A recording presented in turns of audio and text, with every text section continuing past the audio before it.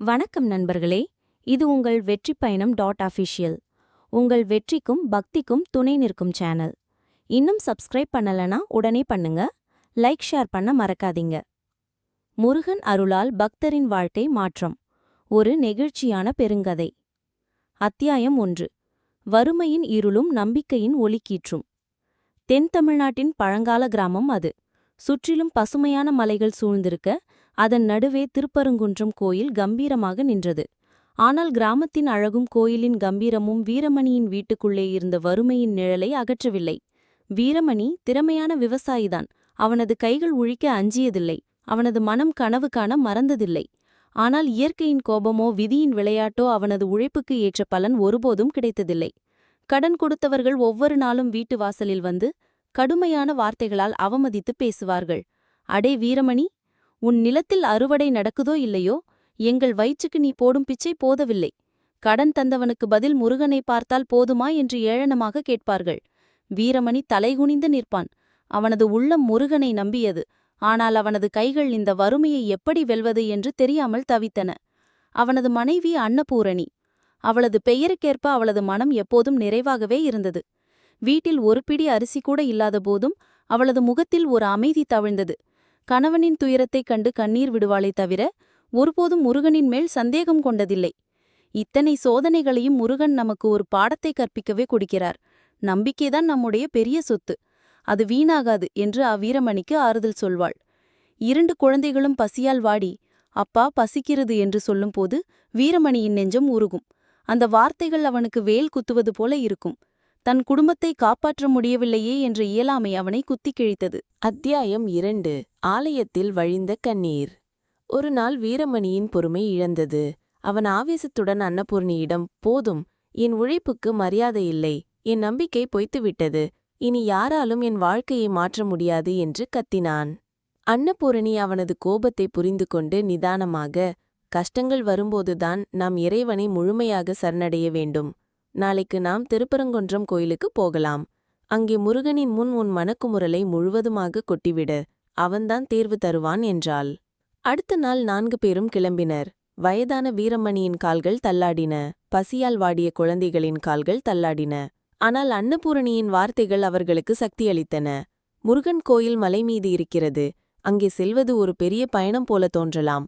ஆனால் நம் உள்ளத்தில் பக்தி இருந்தால் அந்த பயணம் எளிதாகும் என்று அன்னபூரணி சொல்ல, குழந்தைகளும் உற்சாகத்துடன் நடந்தனர். கோயிலின் வாசலை அடைந்ததும் வீரமணியின் கண்களில் நீர் முட்டியது. கருவறைக்குள் முருகப்பெருமான் கம்பீரமாக நின்றார். அந்த சிலையில் ஒரு தெய்வீக ஒளி இருந்தது. வீரமணியால் தனது துயரத்தை அடக்க முடியவில்லை. அங்கே கூடியிருந்த பக்தர்களின் முன் அவன் சிறு குழந்தை போல கதறினான். முருகா, என் வாழ்வு நாசமாகிவிட்டது. என் உழைப்பு, என் பக்தி எல்லாம் வீணாகிவிட்டதா? பசியால் வாடும் என் குழந்தைகளை காப்பாற்ற முடியவில்லை. என்னை கைவிட்டு விட்டாயா? உன் அருள் இல்லாமல் நான் ஒன்றும் செய்ய முடியாது. என் வாழ்க்கையை மாற்ற ஒரு வழிகாட்டி என்று உள்ளமுருகி பிரார்த்தித்தான். அவன் அழுது கண்ணீர் துளிகள் முருகனின் திருவடியில் விழுவது போல இருந்தது. அன்னபூரணி அமைதியாக கண்களை மூடி, என் கணவனின் உள்ள குமுறலை நீ கேட்பாய் முருகா என்று பிரார்த்தித்தாள். அத்தியாயம் 3.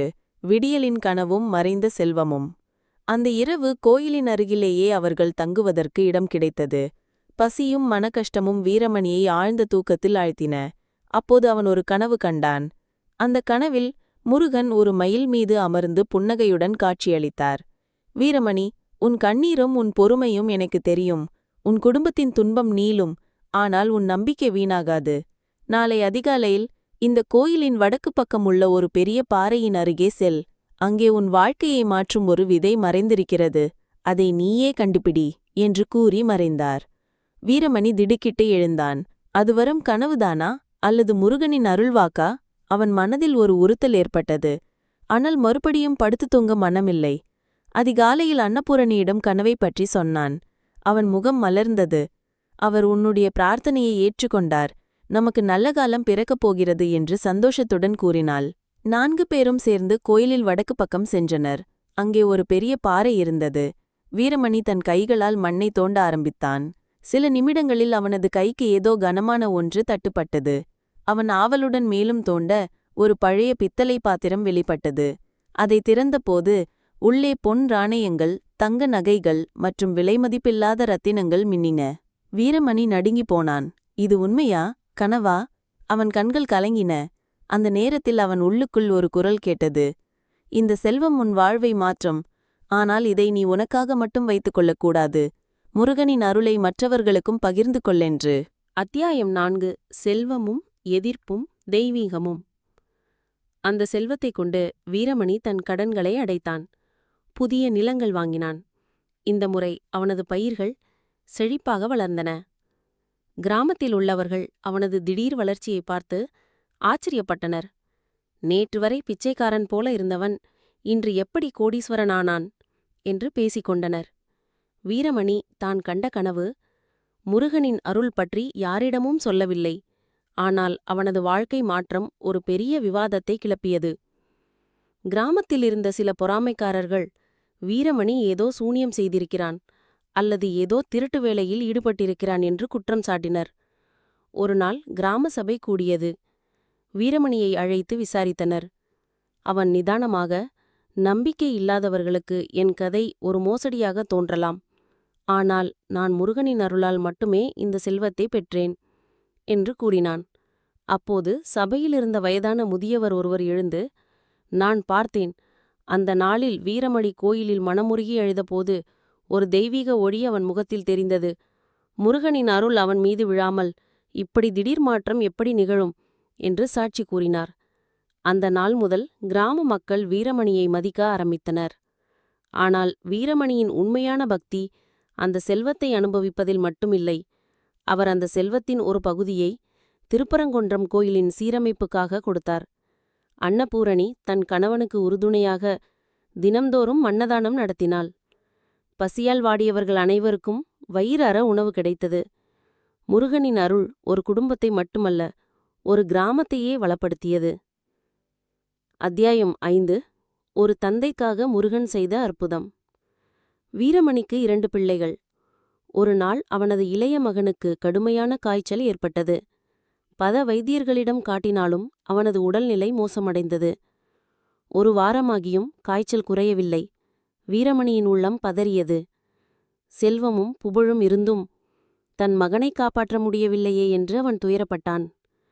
அந்த இரவு மீண்டும் முருகன் அவனது கனவில் தோன்றினார்.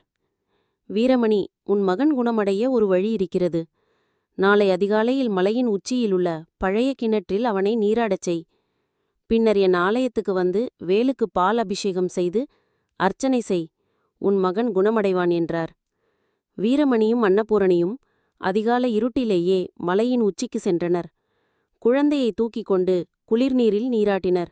பின்னர் கோயிலுக்கு சென்று முருகன் வேலுக்கு பால் அபிஷேகம் செய்தனர். அர்ச்சனை முடிந்து வெளியே வந்தபோது ஒரு அற்புதம் நிகழ்ந்தது. காய்ச்சலால் சோர்ந்து கிடந்த குழந்தை திடீரென கண்களை திறந்து தன் தந்தையை பார்த்து புன்னகைத்தது. அவனது உடல் வெப்பம் முழுமையாக குறைந்திருந்தது. இதைக் கண்ட கிராம மக்கள் கண்களில் நீர் பெருக, இது முருகனின் அருள் தவிர வேறில்லை என்று சொன்னார்கள். வீரமணியின் வாழ்க்கை மாற்றம் ஒரு தற்செயலான நிகழ்வல்ல. அது அவனது அசைக்க முடியாத பக்திக்கும் தன்னலமற்ற சேவைக்கும் முருகன் கொடுத்த பரிசாகும். முடிவுரை. இந்த கதை ஒரு சாதாரண கதை அல்ல. இது வறுமையின் பிடியில் சிக்கிக் கவித்த ஒரு பக்தனின் வாழ்க்கை எப்படி முருகனின் அருளால் முழுமையாக மாறியது என்பதற்கான சான்று. வீரமணி பெற்ற செல்வம் வெறும் பணமல்ல, அது முருகனின் அருள். அதை மற்றவர்களுக்கு பகிர்ந்து கொண்டதால் அது மேலும் பெருகியது. சோதனைகள் வரும்போது நாம் நம்பிக்கையை இழக்காமல் இருந்தால் இறைவன் நம்மை எப்போதும் கைவிட மாட்டார். இதுதான் இந்த கதை நமக்கு கற்பிக்கும் மிகப்பெரிய பாடம். தினமும் இப்படியான முருகன் பக்தி கதைகள் பெற லைக் பண்ணுங்க, சப்ஸ்கிரைப் பண்ணுங்க, ஷேர் பண்ணுங்க உங்கள் நண்பர்கள், குடும்பத்தினருடன். வேல்வேல் முருகா, ஹரஹர முருகா.